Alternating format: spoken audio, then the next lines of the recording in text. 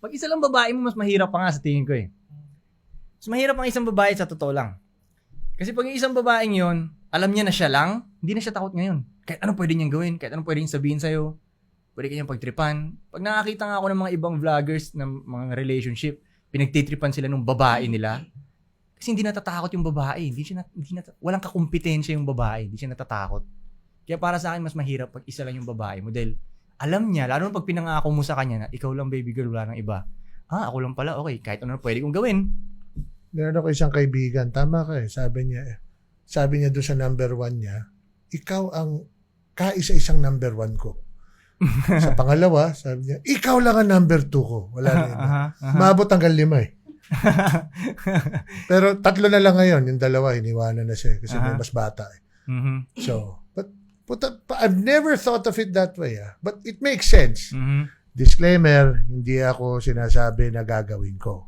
Nag-a-agree lang ako. Pwede naman tayo mag-agree na hindi mo gagawin. Pwede rin mag-disagree, yeah. Pwede ka rin mag-disagree. Yeah. So, hindi ko sinasabing gagawin ko. Okay, disclaimer lang ko. Sana nakikinig yung asawa ko.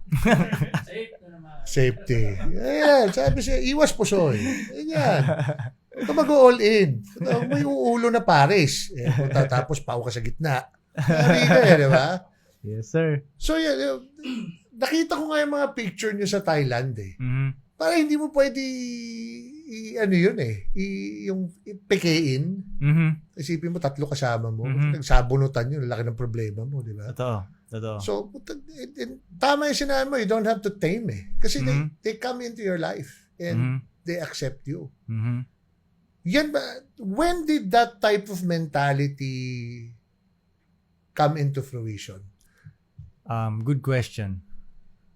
Sabi nila, yung wisdom na ganyan, darating yan sa'yo pag dinedeserve mo na or pag hinahanap mo.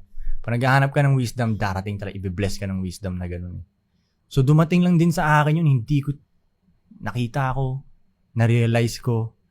Ewan ko, siguro binulungan ako ni God o anuman. Basta, na-realize ko eh. Hindi, kasi, kahit ganun simple yung pagkakasabi ko, pag sinabi ko sa isang tao, sa mga kaibigan ko, kasi gusto ko rin mga kaibigan ko ganun eh. So, explain ko sa kanila, hindi pumapasok sa tenga nila eh. Kasi hindi naman nila una hinahanap yung wisdom na yun or hindi nila deserve. O kaya may sasaksak sa kanila sa gabi. Siguro, ganun. Pero kahit ang simple-simple talaga ng explanation ko, tol, piliin mo lang yung may gusto sa'yo. Parang hindi pumapasok talaga sa kanila. So, hindi talaga siya para sa lahat. Hindi para sa lahat. Sa tingin ko, blessing siya eh. Hindi ka naman bibigyan ng blessing ni God kung hindi mo din-deserve eh. Tama. Kasi yung hindi ko pa inaayos yung sarili ko, wala rin ganun. Walang ganun. Pero nag-ayos talaga ako ng sarili ko. Inayos ko talaga lahat. Basically, lahat ng butas na makita ko sa bahay ko, inayos ko. Ganun. Doon lang din dumating yung blessing sa akin na ganun. Pati sa pera, sa friends. So, fix your life first before you can fix somebody else. Yes, ganun na nga. Ganun na nga. Hello, everyone. You can watch the full episode of King Panda Talks on YouTube and also listen to the full audio version on Spotify. Please click on the link below.